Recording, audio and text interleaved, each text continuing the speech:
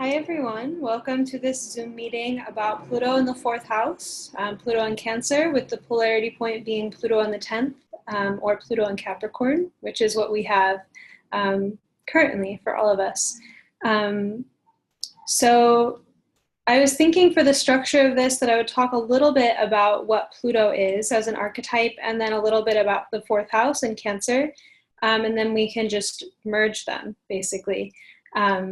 And I invite you during this talk to ask me questions or to provide ideas and insights that you have, so that we can collectively come up with some ideas about what it looks like to have Pluto in the fourth house. And then we'll be looking at some example charts of people who are here who have that placement. So first off, with Pluto, we're looking at this underlying vibration of the soul. So partly that's an intention of why the soul is incarnate, like what's the desire driving the soul to exist, what feels unfinished, where is their fixation on a soul level, and it will also have to do with a person's underlying vibration, kind of like the base tone of their existence. And so it's like a depth psyche, a deeper feeling that you get from someone. And then when we put this in a house, it's an area of life where that, the soul is kind of located, as well as the sign that it's in. We'll speak to the expression of the soul. So when we look at the fourth house, and just to add to Pluto, this is also going to have to do with our shadow.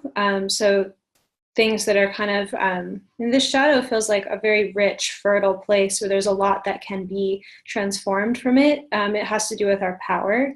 And so there's the whole spectrum with Pluto of disempowerment towards empowerment. So it will be our struggles and our adversities, as well as the kind of rich power that comes out of an adversity that has been kind of become self-aware and powerful instead of something that is disempowering the soul. Pluto is very much also about, depth self-awareness, and the way that when we have self-awareness, we have more free will. Pluto is the higher octave of Mars in that way. So, projection is a function of Pluto, and there's a lot of ways that we, on our developmental path, will project deep aspects of ourselves, our shadow, what we don't know we are, onto the environment, onto other people, onto whatever it is. So the house is also going to speak to how those projections are playing out. And then when we talk about Cancer and fourth house, we're talking about the way that beings form or develop. There's a gestational period. So the womb has a lot to do with Cancer and fourth house, where it's a place that beings gestate before they're ready to be birthed. So it can speak to, that actual very literal process in that way, but also fractals of, birth and gestation that happen throughout our lives. Childhood is an example where it's an early life holding container. So we form according to the conditions of our childhood. And it's not to say that is a limitation entirely. People will transcend difficult childhoods, but it still, imprints them or affects them.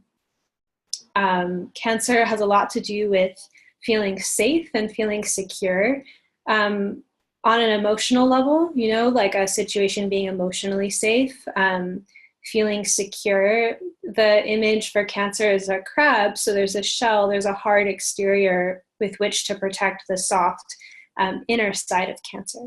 So Cancer will have this kind of, quality of being deeply vulnerable, very soft, and also like crabby, defensive, keeping things out, making these kind of emotional boundaries. And so working with Cancer, it's, this balance of like how soft and open and sweet can we be? Where do we feel, at home to be that sweet? And where are we more, sassy or like guarded? So there's a lot of, there's a very wide spectrum for both of these archetypes to play out. So when looking, I've heard from people that Pluto in the fourth house can be very difficult. I've heard that from astrologers saying that. I've also heard it from people who have that placement. And I imagine that that difficulty, the first thing that kind of comes to mind with that is if your shadow, and so this like deep, soul vibration is coming out or being projected in the early life environment, that can be situations where there's just a disempowering parental dynamic. So there's a few pieces of this to get into. Before I start, though, does anyone have any questions for what they're looking at with Pluto in the fourth house, or just any ideas, the first things that come to mind when you think about this archetype?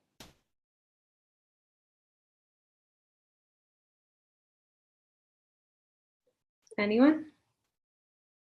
Yeah, Sabrina, it's interesting with the fourth house Pluto. They may have really wonderful parents who try really hard and do all the right things, yet the Pluto fourth house person still feels that their needs aren't being met, their emotional needs. What do you think of that? Right. So it can be like a very direct, like extreme childhood where there's like clearly needs not being met. So it's like a literal manifestation of emotional needs being unmet. And then there can also be, I guess a more subtle or psychic feeling of, disconnection and disempowerment with that. And this could also speak to the kind of emotional, Pluto. It's interesting, this seems a little bit more like Taurus or North Node themes, but the idea of like unending hunger or just like a desire or fixation for something. And so reading into an environment not having the thing that is desired the most. So that would be a subtle thing I would think about too with Pluto in the fourth. So a few of the things, Pluto's going to be about extremes. So not everyone is going to have these particular extremes with Pluto in the fourth house, but these are some of the things that I would pick up on. Part of the early life difficulty, one thing that I think of with Pluto, and it's kind of like penetrating nature and then having this in the early life environment, would be dynamics of caretaking that are emotionally invasive. So themes where there's a parental figure who is, doesn't have good boundaries or is kind of getting their emotional needs met through their child. And so that can be very confusing for, again, this gestating being who's kind of, it's on a soul level, they might be very wired, Pluto in the fourth, to be psychically attuned to other people's needs and how to take care of them.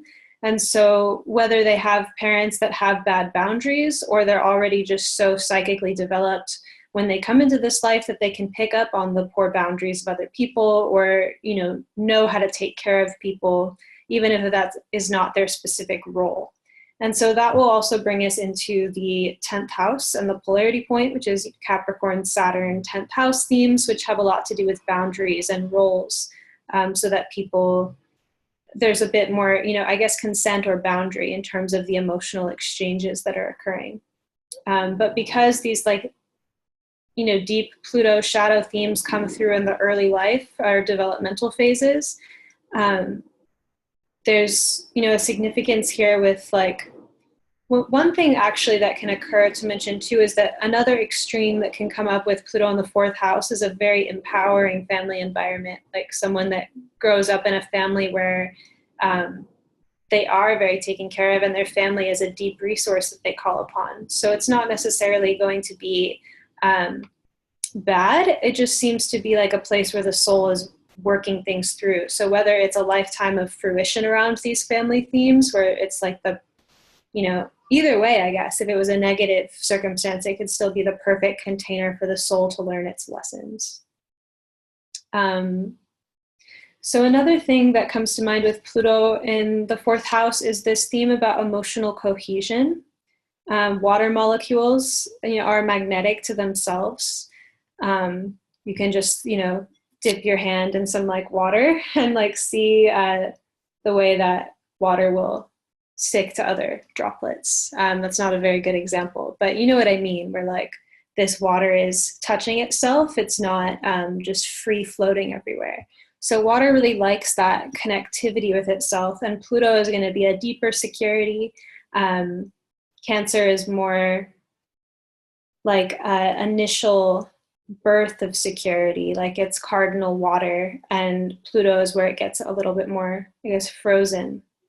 But Pluto is also going to be about energy exchange with other people.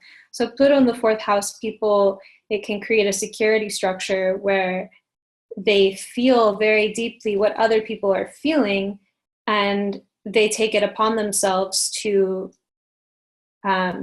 I guess, posture or control situations so that they feel secure based on other people also feeling secure. So this is going to be, they have the empowerment to help other people and to be great caretakers, to be very nurturing.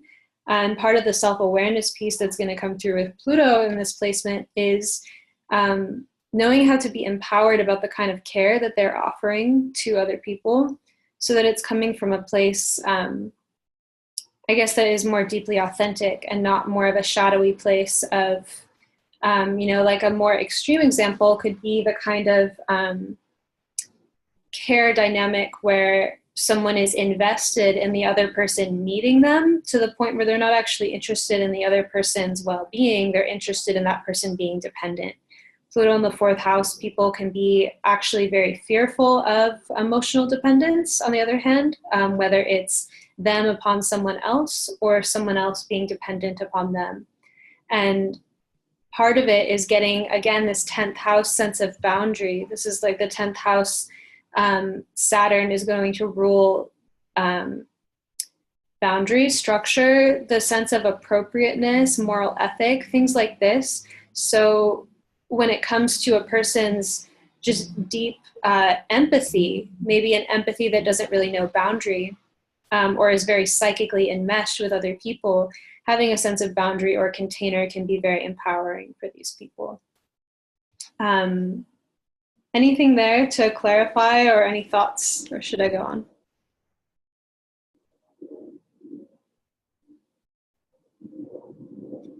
I had a thought or question, or maybe a combination of both. Okay. Since the fourth house Cancer moon archetype is the self-image, and Pluto is that depth. And I always like to look at it too as that mining. Would this be the purpose of mining the um, uh, the development of the ego, of the self-image?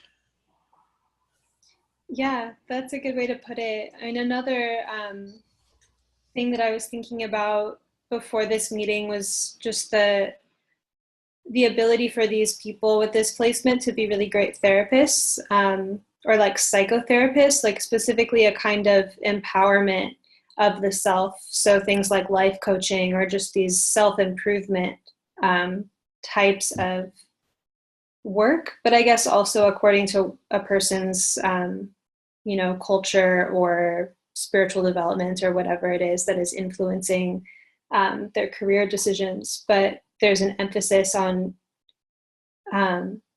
deep self-awareness of the, deeper self, and a sense of agency or empowerment being returned where it had felt lost.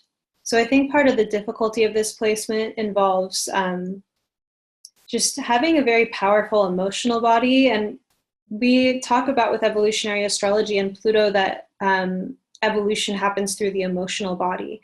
And so having Pluto in the fourth house, I think that, again, this theme of boundary as a polarity point, 10th house, can be very helpful because it's, in a state of disempowerment and lack of awareness, there's so much power to create negative feedback loops with Pluto in the fourth house, to react emotionally to a circumstance and to keep perpetuating it.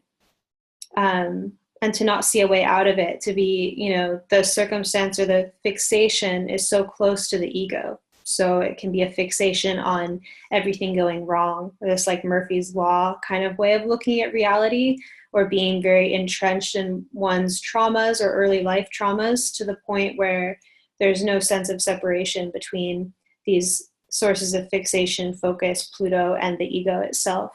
And so finding a way to get to the bottom of it and to understand, why do I have these emotions that I have, or these patterns? And so I think that self-analysis through things like psychotherapy, dream work, or whatever a person's called to can help illuminate some clarity where there would otherwise be like just a confusion or murkiness that perpetuates through circumstances, which is what makes this placement difficult in certain regards, and why it also reminds me a lot of the kind of like positive thinking, or you create your own reality movements, having this inherently Pluto in the fourth house kind of feeling, because they're talking about how to create reality based on your personal vibration and what you're feeling, which even goes into the 10th house again, the polarity, where there's a sense of control. And so that can be a negative control thing, and it can also just be discipline, making habits, or recognizing that one feels emotionally disempowered all the time, like they're just unhappy, and finding like what are some structural responsible, so to say, things I can do to improve my life from that place. So I hope I answered that, and then I kind of went on a tangent. I wrote up some notes of things I wanted to bring up.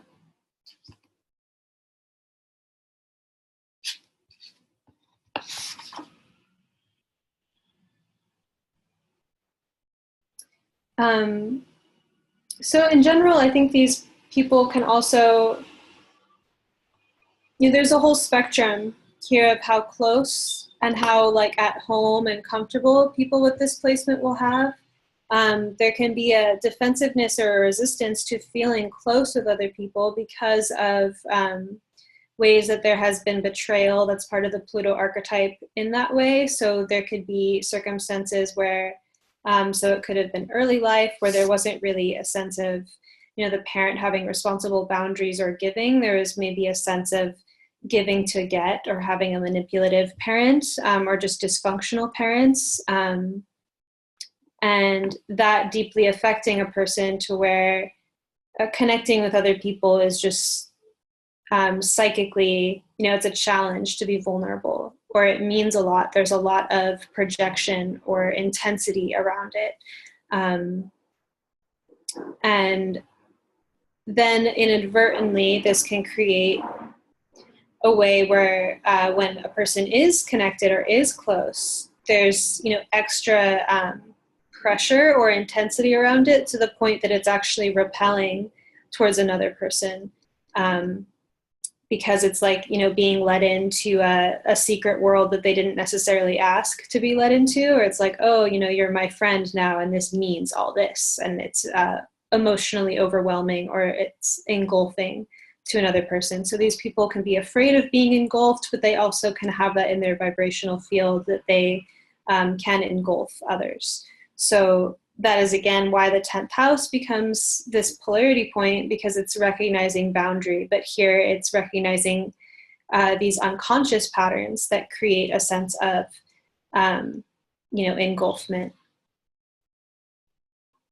And this is going to be an entire spectrum of power and disempowerment. So it's like, I'm sure many of you have had the experience of being really taken care of when you are super vulnerable, and someone, beyond you, outside of you, was very helpful and like helped you get through a rough time. And there was a certain feeling of relief in being held. And there's a power with that, or it's like, even like an archetype of like a nurse or something. So like when you're getting your blood drawn, the difference between someone who's very insensitive and not an empath, and someone who's good at their job and what they're doing, and is like, I don't know, just makes you feel safe while they're doing something that's inherently threatening, like having blood drawn. So there's ways where these people can have a talent at making people feel safe.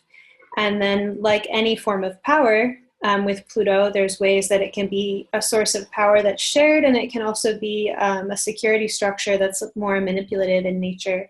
So it can be about taking care of others in a way to, I guess, ensure one's own needs are met.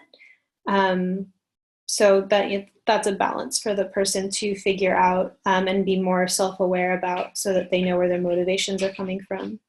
And then because, I think it gets philosophical when we think about, are we motivated by our selfish desires? Are we there for other people? Because they're not actually separate. It's a modality, or it's a philosophy of separation to think that one can only occur without the other. So there is a way where it's true that when we take care of other people, we're also taking care of ourselves. It's spiritually nourishing to be there for other people, and it means something. And so it's just getting more clarity and more self-awareness around who a person is and how they're extending themselves, so that these deep and very vulnerable exchanges can be empowering for all parties involved. And so for whatever reason, that lends itself so well to professions, 10th house, things where a person is called to some more responsibility or some more structure. So, there might be like a sense of code or ethic, or just like a career aspiration, or, someone to be responsible for, something to be responsible to, that really pulls up the 4th house and gives it some momentum or direction. This is to say, if a person is, overdoing 4th house stuff and very in a disempowered Pluto state in the 4th house, it might just be, being really emotional to the point that one can't get anything done, or they feel, there's a lot of crisis in their emotional life, or they have difficulty connecting with others or forming connections because of intense emotions that push other people away. So it's kind of like wielding a certain emotional intensity and giving it a container, which is what the 10th house will do. Any thoughts on that so far? I'd like to hear from people about their experiences with Pluto in the 4th house, or just, questions they have about the strengths or difficulties of the archetype.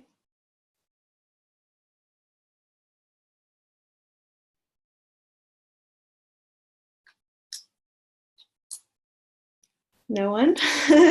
Okay. I'm going to think. What?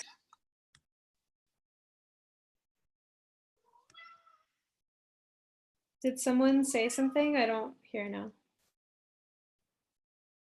It looks like she's changed her mind. Okay. So, yeah.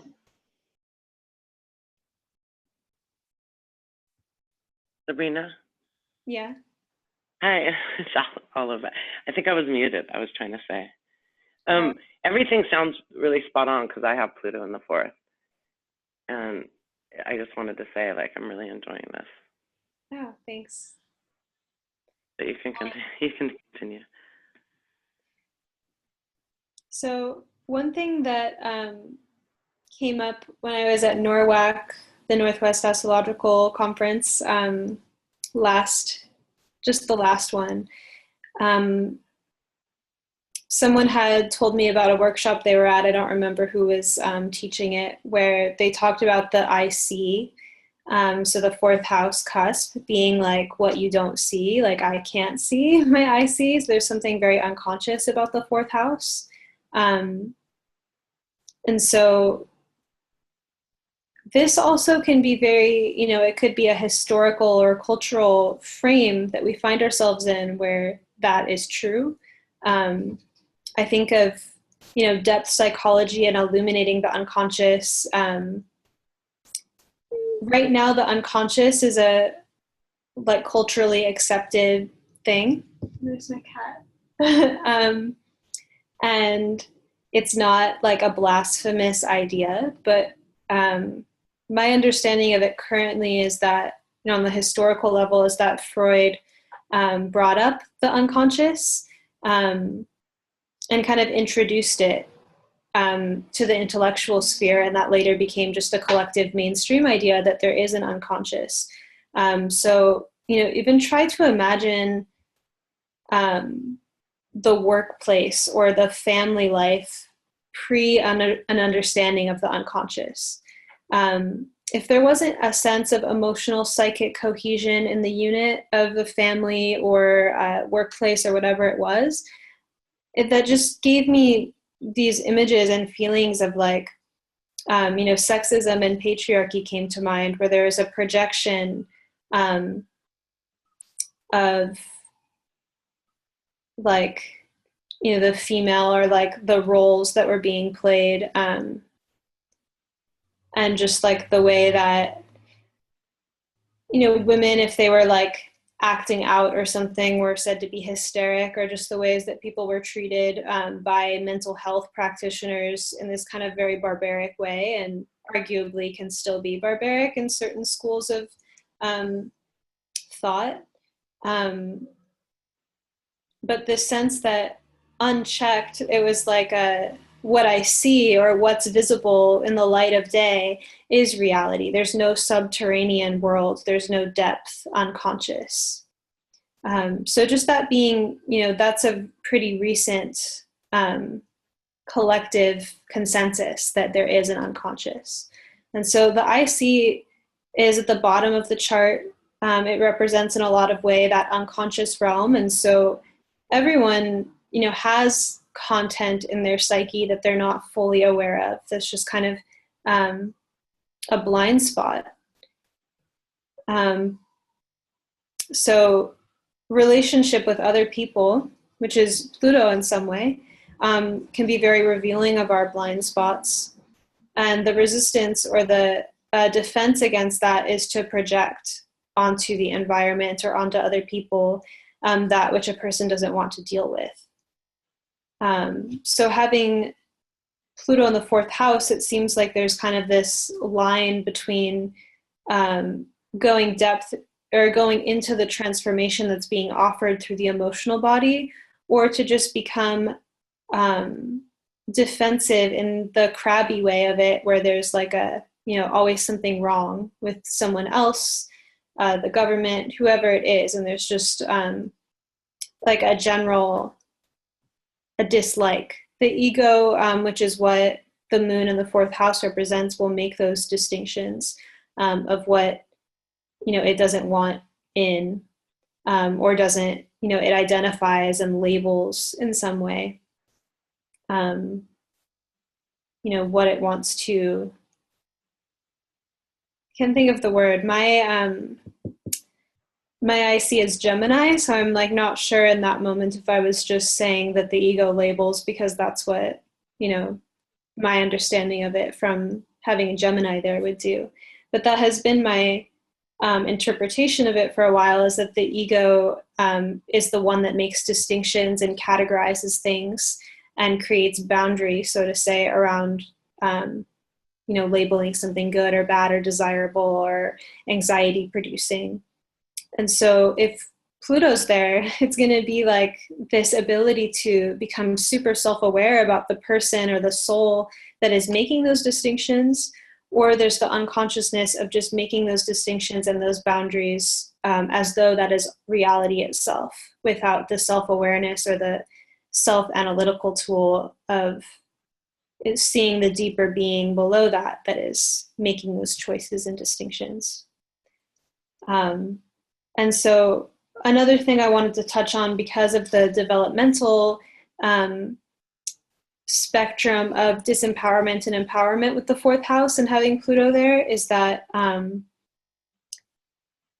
there can be things that are not developmentally supported at a young age, or development that kind of goes out of order. So when children have very unboundaried parents, for example, sometimes these children grow up quickly or create more responsibility. And so they grow up and have to kind of retrieve the inner child that they didn't experience in the container originally, because there was no support for it. That's just one example. There could be like a kind of coddling aspect. I don't even know if that's the right word. There's like, sounds like a, oh, there's a baby. Just appeared. So what would, were you going to say something? No. Okay. You're not muted, I guess. I didn't do that. I don't know how that happened. Okay, I don't know how to, be a bottom on the like left hand, it says mute my audio.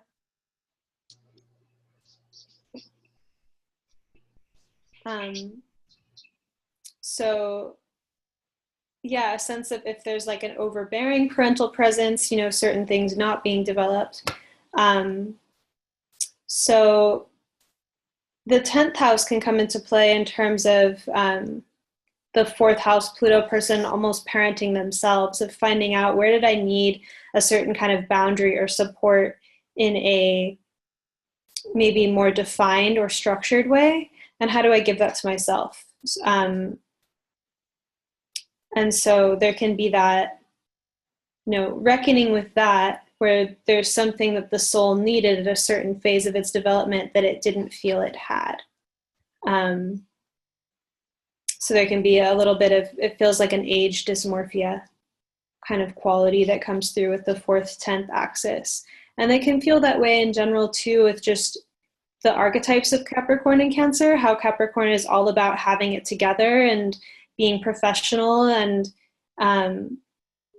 in the patriarchal conditioning way of it, it's like if you have too much emotions or you're too emotional in a certain way, then you're not seen as competent. So there's a repression that can go into that.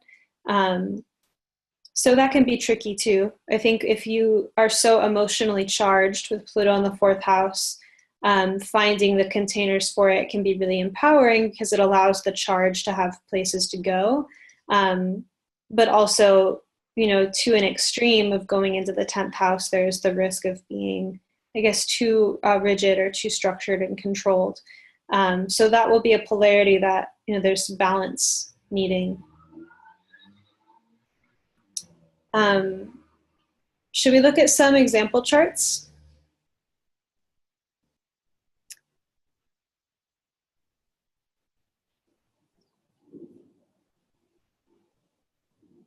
Thank you, Linda. And is Emily here with us today? Yep. Cool, hi. Hi. Okay, so we have Pluto and Libra in the 4th. Do you still want to volunteer? Sure, yeah, definitely. Okay. So is there anything about this that resonated with you, or that you would want to look more into, or that you connect to your chart before we start?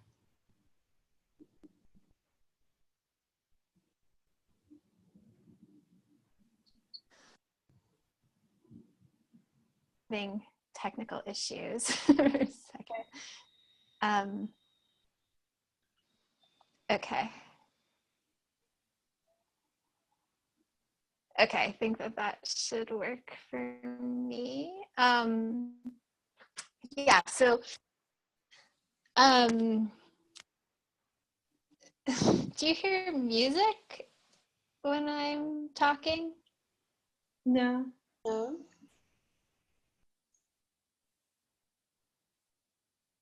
Okay. Okay.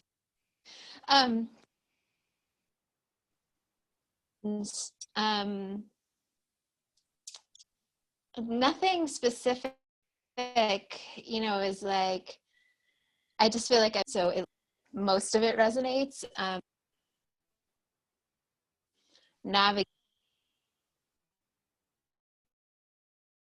can't hear you, like it's gone mute. Is really Maybe we could come back to Emily's chart, Sabrina. And Emily, if you could close off any background applications. That could be why. So can we go to the next chart? Yeah. Okay.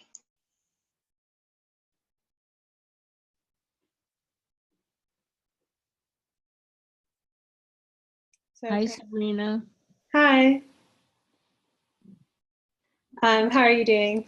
I'm good. I was watching your cat looking like my cat. It was kind of mind-blowing. I knew my cat was on the couch, and there was my cat climbing up your ladder. Okay. I have Pluto as a skipped step. And what I was thinking when you said, and I can see it truth, I didn't chime in before because I knew you'd be looking at my chart. I mean, what you were saying was so spot on and very interesting.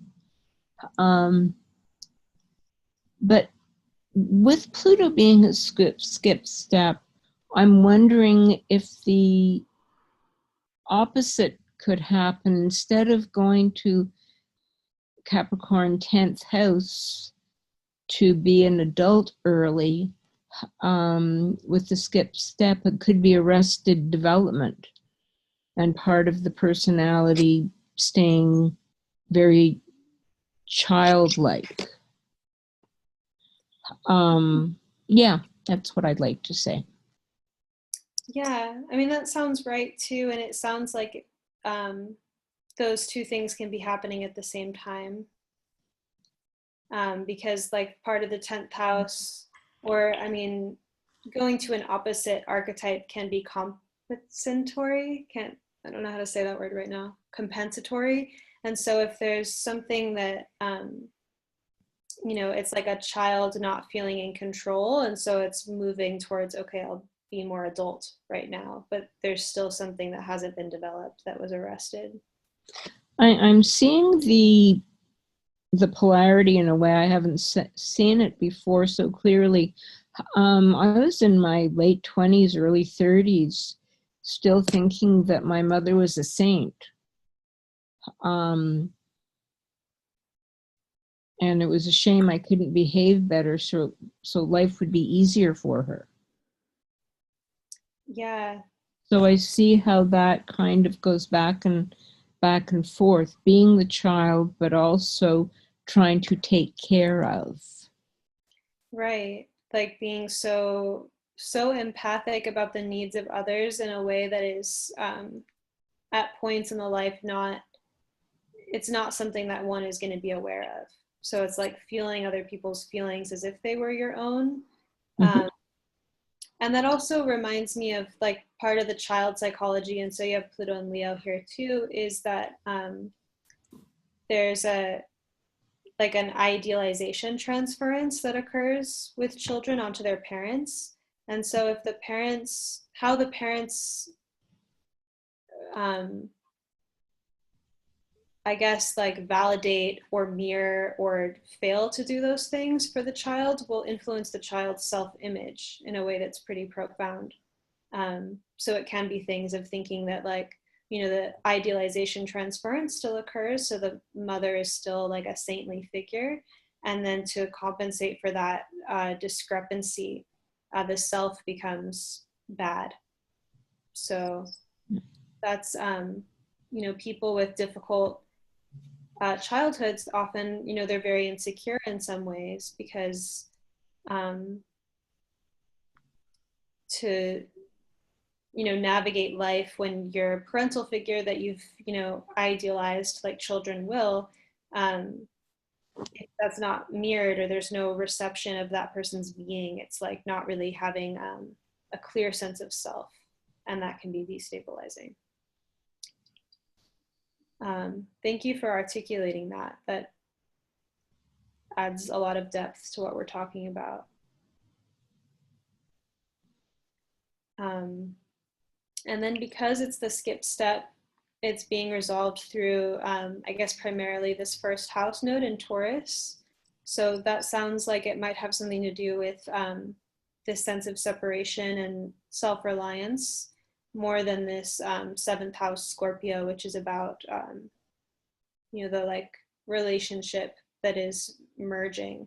And so not to say that you can't merge in the Scorpio way and have those kind of relationships with this chart, but that there was like, to get the balance of your own self. With Pluto as the skip step, it was about, you know, some kind of separation or separation of values, like forming your own. As Pluto went over my midheaven in Capricorn in 2015, I chose to leave teaching. I'd taught in the system for many years, and I chose to live alone. And it's been, I've been in my own fourth house container, growing more and more comfortable with that, with being alone. And I see that my 10th house polarity point is still in effect in service. Like, I did serve children, I did work with children who would have fallen through the cracks as I had fallen through. And now I'm looking for another way to serve. I avoided being with adults, and I'm wondering if now this might be the time to do something with adults who are a lot more scary than kids. Yeah, it's a different work. Like, working with kids is helping give them foundations and you know, empower them at that age, but working with adults is you know, some more disentanglement work, like helping them with things that are a bit more entrenched or conditioned. Is that what it seems Well, like about it? I've always worked with kids, including my own child, on a very simple basis. It's kind of like, what do you want? I learned from one educational person, I can't remember her name, but she said, teach your child what serves them. And what serves them is the honesty, the clarity, so it was like with my daughter Sarah, or with the students in primary and elementary school, I would just say, okay, what do you want out of this situation? And let's talk about that. And I had an adult friend on my couch last week thinking her marriage was over after 40 years. And I'm going, okay, what do you want? So it's always very simple, which goes back to my need for simplicity, because the South Node in Scorpio is crazy making. So to get away from that enmeshment to the North Node, to the simplicity of the North Node in Taurus, is like, okay, here and now, how can we deal with this? Perfect. It's beautiful. And I've never talked to kids as if they were kids. I wasn't talking to Louise any different. It was like, what do you want? She's saying, what should I do? I don't know.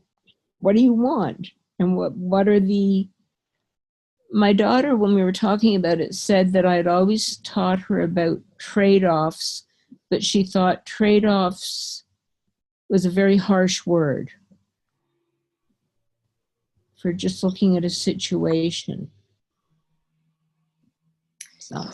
Yeah. Well, thank you.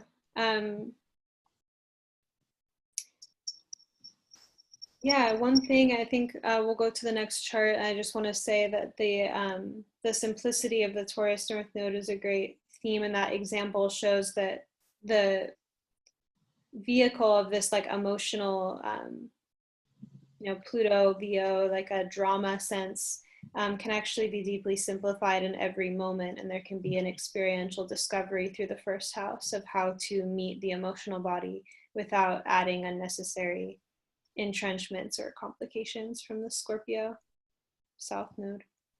So thank you for sharing that. Thank you, Sabrina. So Emily's chart again, is Emily here? Yeah, hopefully this works better. Sorry about that. Okay. Yeah, so anywhere to start with your chart, or anything that came to mind? Yeah, well, I mean, just seeing the chart that we were just looking at, I mean, I have the Pluto 4th house and not Scorpio south node, but the 8th house south node and the 2nd house north node. So certainly the, like, the call to simplicity, like, really resonates with me also. And,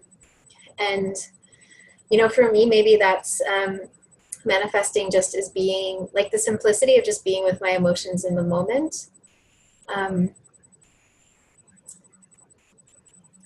Yeah, because it's Virgo, simplicity, but Virgo also speaks to like process, or engaging a process. So it could be in the South Node, 8th house Pisces, there's just like being at sea with everything that's happening and with like the turmoil, for example. And 2nd house is simplicity and, what do I do, or what steps do I take to align with what I'm looking for? Right, and I certainly have been on a path of like learning just so many techniques for working with emotions, and yeah, to find some grounding. And in my life, I'm called to a lot of body-centered processes and techniques as well to help like just ground that Pisces that is so floaty, and the moon, in the 12th house, I think contributes to that as well. Right. Yeah, and the 2nd house node would be perfect for like somatic therapies. And it's interesting, you have been studying like a lot of techniques for working with emotions. Was that like informed by 4th house Pluto stuff, or is this just where you happen to be? Yeah, I don't know. I mean, I think it's just something feels like I am naturally called to, and career-wise, like you mentioned, psychotherapy and life coaching, and so I am trained as a psychosynthesis life coach, and contemplating a degree in psychotherapy. But there's part of me that, for whatever reason, doesn't feel totally called to that. But the emphasis, no matter what I'm doing, like on the emotional body, is definitely pretty strong. So even as like a yoga teacher, through my work, like bringing emotions and just acknowledgement and emotional intelligence into my work, I would say is a theme. And just you can go into detail or not, like don't feel pressured to, but was there like a turning point or something that happened, or just like a realization that came forth that transitioned the way that you met your emotions? Like, was there a more stormy time before, like, was there an intensity that drove this interest, or has it been like easy? I feel like some of it has just been like lifelong, feeling obviously very emotionally sensitive, and just knowing that that's kind of part of who I am at this point, and being in touch with that part of myself. And then certainly, I wouldn't say that my childhood was super rocky, but there's certainly that feeling of not being seen or not being like mirrored emotionally, and realizing that at some point. And then, I would say certain relationships were really just eye-opening for me, awakening to me to see, some of just the conditioned ways that I would relate emotionally to others. And then obviously, leading me into situations that weren't that great, and gaining a lot of self-awareness through painful experiences. So. Yeah, Pluto and Libra, it's like so relationship charged as well. And that would be, meeting those parts of yourself in the mirror. Or, even we'll meet in the mirror things that reflect our level of development too. So it's like not necessarily who we are, but who we are ready to meet at that time. Right. Yeah, there's definitely that. Like, I feel like I learned so much by the types of people that I'm attracting, just in all walks of life. And then also there's something too with that Libra about like not being able to see myself clearly totally when I'm on my own, because when I'm alone, it's like, oh, everything's just like great and I'm fine, right? But then when the other person is there, it's like, oh, right, like I have some work to do. So that could be good though. I mean, because the polarity point is Aries and 10th house, so that would be kind of making these executive decisions in a way. And the 4th house, Libra's potentially more concerned about everyone feeling good about the decision and there being like a consensus, or, you know, but Aries, Capricorn is very boss kind of energy. So being able to tap into that when you need it, you know. But it's interesting that would have that sense of being fine by yourself, but when other people are introduced, that's when you start to feel more. So that's like the, yeah, I think like the insecurity is like it's just more apparent when other people are involved or something like that. yeah, that would make sense with Pluto and Libra there. Do you have any questions?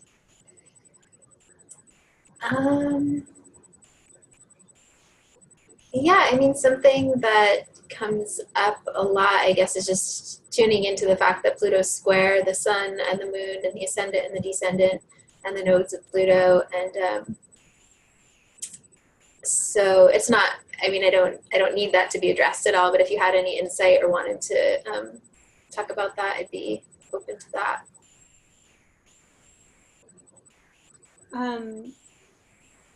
Well, it seems like very perfect that you're doing the work that you're doing. I think that it's great that you have that container, because I don't think I really went into it, but there's something so emotionally consolidating and protective about containers, where instead of just like receiving the emotional intensity of something, there's a container to transform it. There's something alchemical about it. And with Moon square Pluto, Moon's in your 12th, it could seem like there's certain, you know, psychic intuitions and things that, you know, you're capable of getting into and receiving, and that there's just like a, it's like a psycho-spiritual developmental thing of timing that strikes me with the Moon Pluto square. So like deepening into your spiritual connectivity or psychic openings, in a way that is in confrontation with your development. And so because it's a square, you know, I don't know how that's manifested in terms of it being, you know, creative conflict, or just like a dynamism. It could be really either. But yeah, it just seems to be like there's a relationship between, and they're also both in water houses, you know, so even though it's a square, there's that softening of it. Great, thank you. Mm-hmm. Yeah, that resonates for sure. And we have Olive's chart. What do you think, Olive? How are you doing? Hey, Sabrina. Hey. I'm doing okay. I definitely am enjoying this discussion. It definitely resonates. So we've got, you're the Pluto-Uranus generation, just such a cool signature. Yeah, I think about that one a lot. But they, so, I mean, that strikes me though, there's going to be sensitivity. Like the Pluto-Uranus generation, they can be very highly discerning and very intelligent. You know, these are like amazing writers, or, you know, the mind is very powerful with that. But Mercury and Uranus stuff also strikes me as sensitivity. Like I've been feeling that just with the Mercury-Mars conjunction that we've had for like the last few weeks. I've just been agitated, like beyond belief. And that I was just like, oh, it's Mercury, Mars. Like, you know, they're driving me crazy next to each other. And so that's something that I would think about with the 4th house here, is like great articulation, discernment, sensitivity, and because of that sensitivity, there's the mercurial kind of like, you know, need for self-care, organization, or just ways to kind of soothe the nervous system and the various information that it's picking up. Yeah, I always need to soothe my nervous system. But yeah, I can totally see that resonate. And then this is also playing out through the vehicle of Mercury. So for where Mercury is. Why is it hiding? Where's Who, are you talking about my Mercury? Yeah. Oh, it's in the 12th I guess everything hides. It's in the 12th house. All my personal planets are there. So Except yeah. my moon in the 9th, but he's conjunct my ascendant, my crazy Gemini ascendant. So you'd be picking up a lot of information that's, you know, in the beyond realms. So part of the Virgo, and like Uranus really strikes me as building bridges, or it's this Promethean impulse to bring something from higher down. And so finding that connection of like how to ground and discern and articulate what these, you know, what kind of information that you're just readily kind of like a radio tower to pick up the frequencies of. And then the South Node vehicle of that, 5th house, Libra, Venus also in the 12th house. So besides having the Pluto polarity point being in the 10th house, you also have Saturn on your North Node. Yeah. So that just kind of strikes me intuitively as like a move to initiate boundaries and like, or initiate, it's that CEO Capricorn Aries vibe again. Yeah. Instead that's very accurate. For sure, that's very accurate. Yeah. The alternative is like being in the soup, basically. Yeah, I'm always in the soup. We all are. But yeah, Capricorn's a big lesson for me. Like, I mean, my Chiron in the 10th and my Pluto polarity point is huge. So, and then, you know, Saturn conjunct my North Node, and much of that North Node, Saturn is also like kind of finding the desire to do it. Like, I don't have a lot of desire to like achieve my North Node or any kind of like Pluto polarity point. So because of that, it gives an added struggle. Yeah, I guess like Mars, the ruler of that, is in Gemini in the 12th. So there could be like a kind of energies, and the 11th house is also a bit detached. I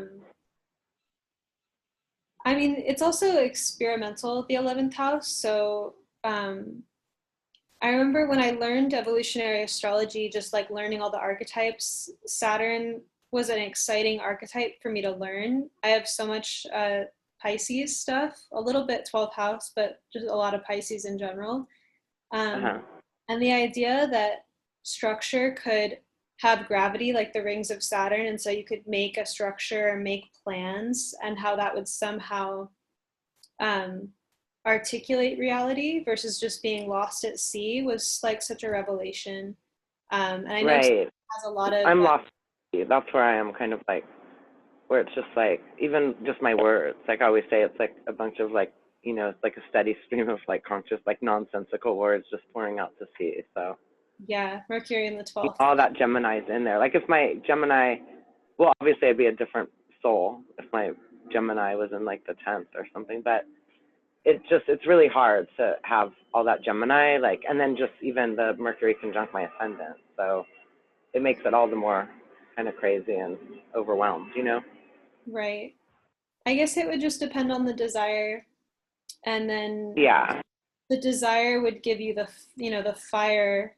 And so you have Vesta in the 10th house too. So there's like the keeping that flame lit of enthusiasm for structure, right? And then Mars in Gemini in the 12th, and then 11th house makes me think about forms of like mantra, or ways of focusing on a certain matrix of reality to bring it into existence. And so I think that, you know, saying mantras might not seem like what we think of as productive, but it could be. I think that mantras have a way of, you know, they repattern the mind.